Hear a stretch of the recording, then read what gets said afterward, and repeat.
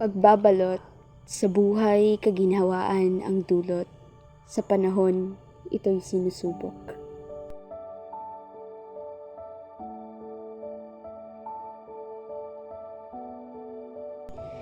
Nasa ugali at tradisyon na ng Pilipinas ang pagkahilig sa balot o tinatawag ring fertilized duck egg sa Ingles, kung kaya't ito'y naging isa sa mga tanyag na hanap buhay sa Pilipinas.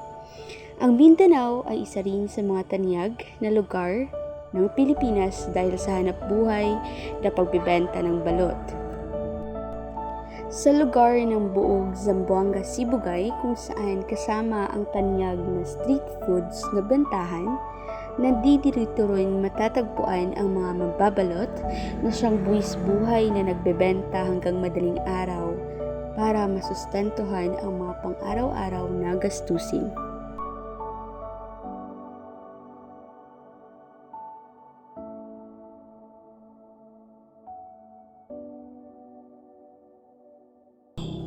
Isa sa aming napanayam ay si Binibining Ana Joy na siyang kasalukuyang nagbabantay sa kanilang balot stand. Siya ay nasa ikasampung baitang sa high school ng paaralan ng Manlin. Ang kaniyang ina ay si Ginang Latasha kung saan dalawa silang nagtutulungan sa pagbabantay.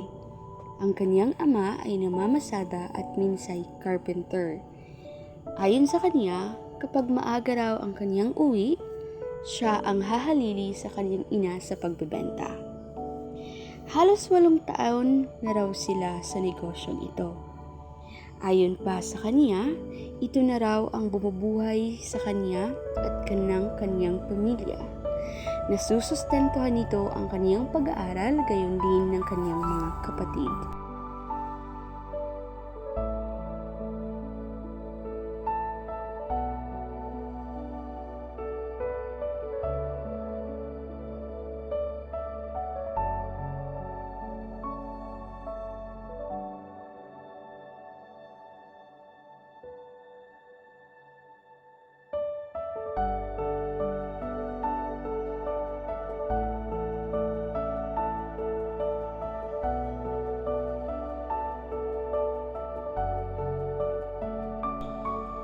Isa rin sa aming napanayam ay si Ginang Edeta Samonte na 18 taon nang nagbebenta ng balot.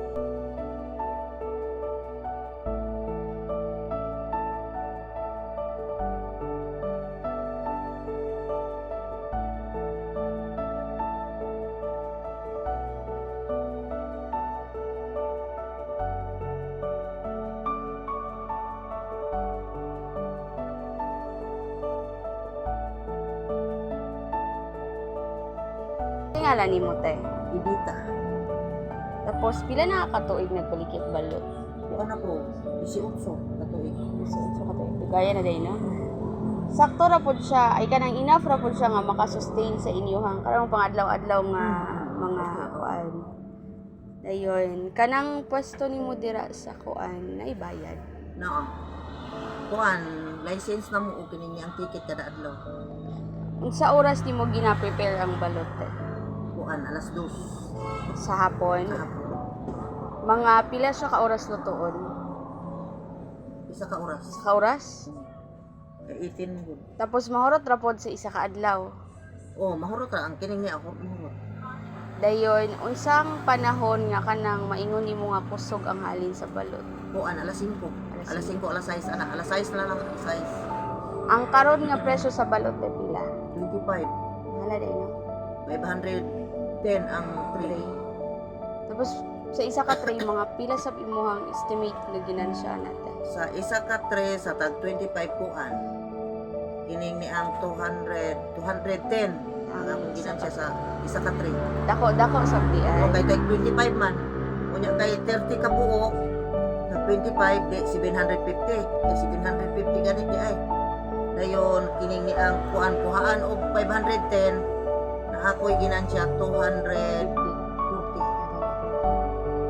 Tapos pag ting-ulan te, kanang hina jud. Mingaw kaayo wa gyud. Yung mingawa o muntin ulan. Wa gyud mga customer. Di gyud mahurot ang akong balot tag tulo ka tray dili mahurot. Tapos for example kana dili dili siya mahurot, maluto pa na nimo Oo, siya initon. pagkaugma. Oo, initon. Pero isa ka adlaw ra gid ang kuan na O, isa niya. ra ka adlaw. Murag dili na- extend. Dili na pwede duhaon. Ang balot ba sa December? Pagka January, wala na po. Sa January, mingaw na po kaayo. Pag December, kusog-kusog na siya. Mahal po ang balot.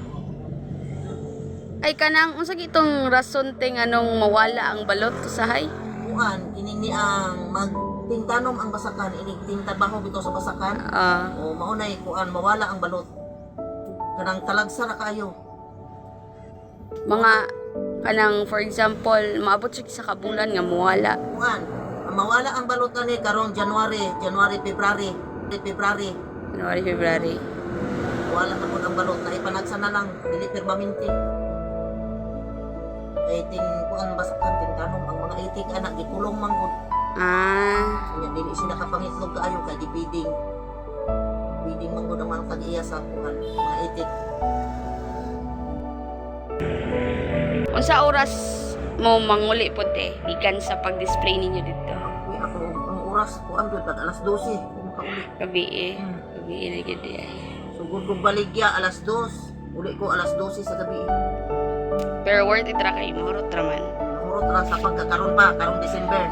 Pero pag January o pag kuan ron na wala na. Wala gid ay ning Wala balot. yung balot, dili permanente.